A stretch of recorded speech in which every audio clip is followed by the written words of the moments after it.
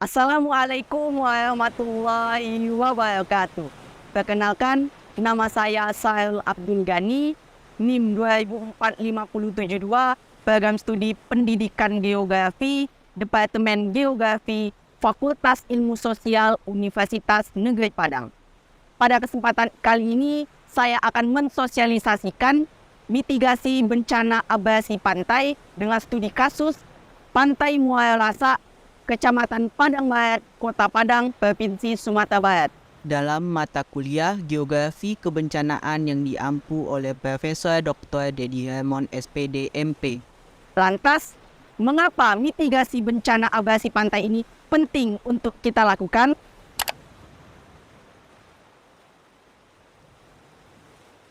Berdasarkan peta perubahan garis pantai Muara Lasa yang diukur dalam kurun waktu 15 tahun, yakni pada tahun 2007 dan pada tahun 2022, dapat kita lihat terjadi perubahan yang signifikan antara garis pantai Muara Lasa pada tahun 2007 dan garis pantai Muara Lasa pada tahun 2022.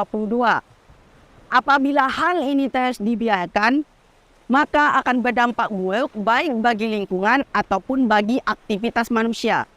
Oleh karena itu, penting dilakukannya mitigasi bencana abrasi pantai, khususnya di wilayah-wilayah kota pesisir, tepatnya di Kota Padang, salah satunya di Pantai Muara Lasa.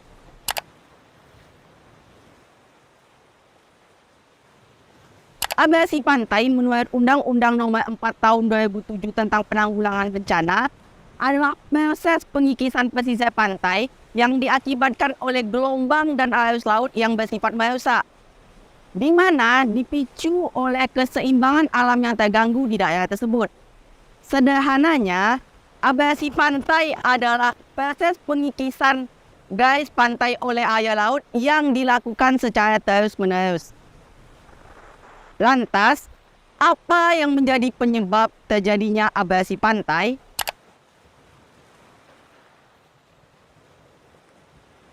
Setidaknya ada dua faktor utama yang menjadi penyebab terjadinya abrasi pantai. Yang pertama adalah faktor alami. Faktor alami meliputi kekuatan dan energi pasang surut air laut. Kemudian kecepatan dan arah angin. Selanjutnya, gelombang dan arus laut yang bersifat merusak. Selanjutnya, jenis dan struktur tanah yang ada di pesisir pantai. Dan yang terakhir adalah morfologi pesisir pantai. Morfologi pesisir pantai mengindikasikan semakin landai suatu pantai, maka potensi untuk terjadinya bencana abrasi pantai akan semakin kecil. Sebaliknya, apabila morfologi suatu pantai semakin terjal, maka semakin tinggi pula potensi terjadinya abrasi pantai. Begitu pula dengan jenis tanah dan struktur tanahnya. Jenis tanah dan struktur tanah yang peka terhadap erosi akan memiliki potensi untuk terjadinya bencana abrasi pantai yang lebih tinggi dibanding yang tidak peka terhadap erosi. Apabila kita contohkan ke Pantai Muara Lasa, kita dapat melihat bahwa morfologi Pantai Muara Lasa ini cenderung terjal. Artinya, potensi untuk terjadinya bencana abrasi pantai di Pantai Muara Lasa ini cukup tinggi. Ditambah lagi dengan struktur dan jenis tanahnya yang peka terhadap erosi, menyebabkan semakin tingginya potensi terjadinya abrasi pantai. Kemudian bisa kita lihat bahwa arus laut dan gelombang yang bersifat merusak juga menjadi salah satu faktor penyebab utama terjadinya abrasi pantai yang ada di Pantai Muara Lasa. Kemudian yang kedua adalah aktivitas manusia. Aktivitas manusia meliputi eksplorasi secara berlebihan segala sumber daya alam yang ada di pantai, di antaranya perikanan, terumbu karang, dan juga penambangan pasir ilegal di pesisir pantai. Kemudian adalah perusakan hutan mangrove atau perusakan pepohonan yang ada di sekitar pantai. Dan yang terakhir adalah pembangunan di pesisir pantai, baik itu pembangunan pemukiman ataupun pembangunan infrastruktur lainnya.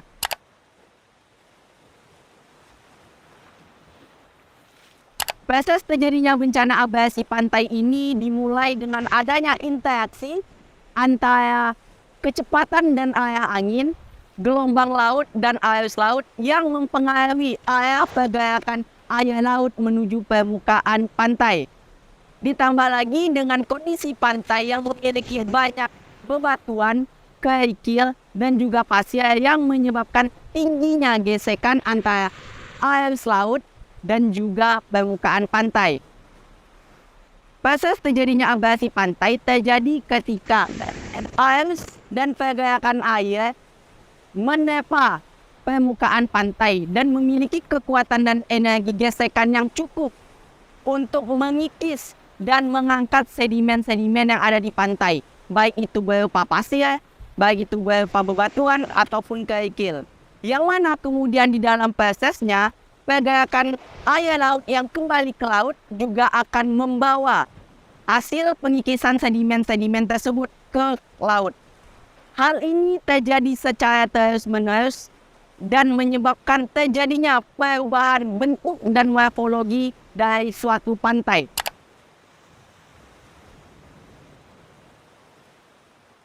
Secara umum, dampak yang ditimbulkan bencana abrasi pantai tentu saja bersifat negatif atau berdampak buruk bagi lingkungan maupun aktivitas manusia.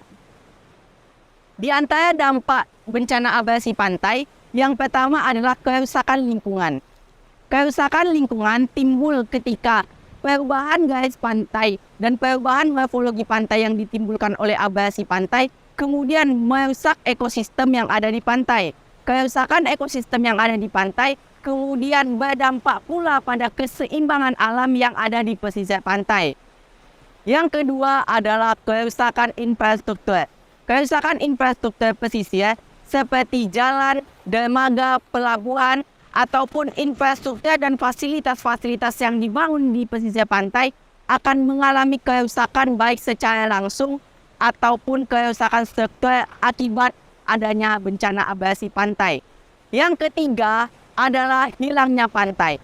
Hilangnya pantai akan memicu dua hal. Yang pertama kerugian secara sosial dan yang kedua adalah kerugian secara ekonomi. Kerugian secara sosial dapat kita artikan sebagai dengan hilangnya pantai maka masyarakat seakan-akan kehilangan tempat interaksi, tempat berrekreasi, tempat berwisata dan tempat menikmati alam.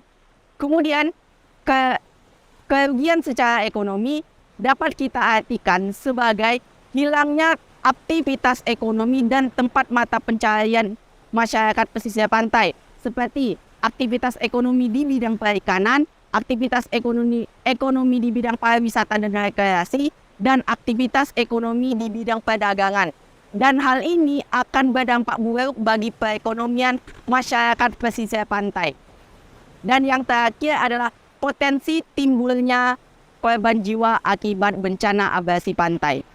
Seperti yang kita ketahui bahwa abrasi pantai ini menyebabkan perubahan bentuk dan morfologi dari pesisir pantai. Yang mana perubahan bentuk ini akan menyebabkan bencana lainnya seperti banjir dan longsor yang terjadi secara tiba-tiba. Dan apabila hal ini terus dibiarkan tanpa adanya peringatan dini atau mitigasi bencana yang memadai, maka potensi untuk terjadinya korban jiwa itu akan semakin tinggi.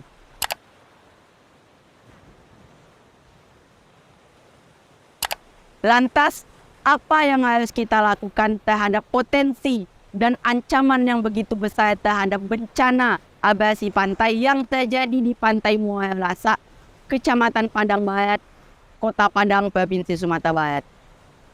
Di dalam keilmuan geografi, ada suatu pandangan dan paham yang disebut dengan paham fisis determinis.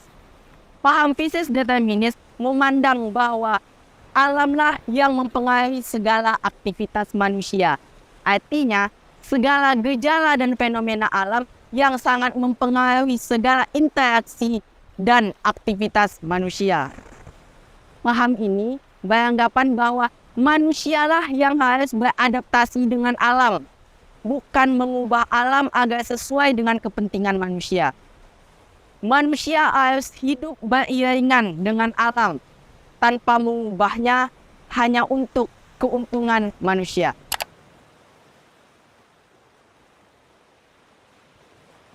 Bayangkan dengan paham fisis determinis yang mengharuskan manusia yang beradaptasi dengan alam, maka mitigasi bencana abrasi pantai Muara Lasak, Kecamatan Padang Barat, Kota Padang, Provinsi Sumatera Barat, inilah yang dapat kita lakukan. Di antaranya, yang pertama adalah reforestasi. Reforestasi merupakan tindakan penanaman kembali tanaman atau pepohonan yang dapat memperkuat struktur tanah di pesisir pantai. Yang kedua, konstruksi struktur pantai. Konstruksi struktur pantai adalah membangun fasilitas-fasilitas atau bangunan-bangunan yang dapat mengurangi risiko terjadinya bencana abrasi pantai. Salah satunya seperti yang ada di sini, yakni tanggul yang dibuat daripada batu-batu alam yang cukup besar. Kemudian bisa juga dengan membangun dermaga ataupun pemecah ombak. Kemudian selanjutnya adalah restorasi pantai. Restorasi pantai ini adalah ketika pantai tersebut telah berubah secara signifikan. Artinya morfologi pantai tersebut sudah benar-benar rusak, maka akan dilakukan penimbunan kembali pasir pantai agar morfologinya kembali lagi menjadi seperti semula. Kemudian selanjutnya adalah peningkatan pemahaman masyarakat tentang potensi dan bahaya serta mitigasi bencana abrasi pantai. Seperti yang saya lakukan ini, mensosialisasikan bagaimana masyarakat melakukan mitigasi bencana apabila terjadi bencana abrasi pantai. Kemudian, sistem peringatan dini. Pembangunan sistem peringatan dini sungguh penting untuk dilakukan. Hal ini digunakan untuk mengurangi potensi terjadinya korban jiwa dan korban harta dan benda serta kerusakan material yang diakibatkan oleh bencana abrasi pantai. Selanjutnya adalah membuat peraturan tentang penggunaan lahan di pesisir pantai. Sejatinya, pesisir pantai tidak boleh dibangun berbagai infrastruktur atau bangunan-bangunan lainnya, baik itu pemukiman ataupun infrastruktur terkait. Nah, hal ini perlu ditegakkan oleh pemerintah guna mengurangi potensi terjadinya dan risiko abrasi pantai. Selanjutnya adalah penggunaan perkembangan ilmu pengetahuan teknologi untuk mencegah dan mengurangi potensi terjadinya abrasi pantai. Dapat kita lakukan dengan menggunakan seluruh bahan-bahan yang ramah lingkungan yang gunanya untuk mengurangi terjadinya risiko bencana abrasi pantai.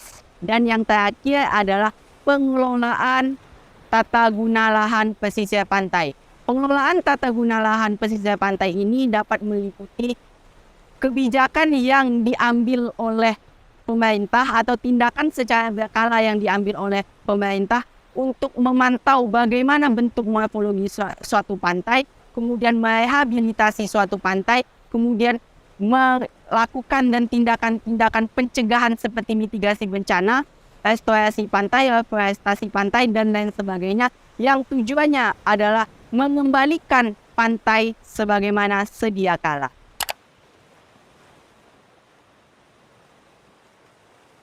Terakhir, saya himbau kepada seluruh masyarakat dan kepada teman-teman untuk bersama-sama kita mengembalikan pantai kepada kondisi alaminya sesuai dengan paham fisis determinis di mana manusialah yang harus beradaptasi dengan alam. Bagi masyarakat yang mengeksploitasi secara besar-besaran sumber daya yang ada di pantai, mari sedikit mengurangi dan mengembalikan pantai seperti sedia kala. Hal ini akan menguntungkan dan berdampak baik bagi kita karena semakin kita kembalikan pantai kepada sedia kala, maka potensi untuk terjadinya bencana abrasi pantai juga akan semakin berkurang.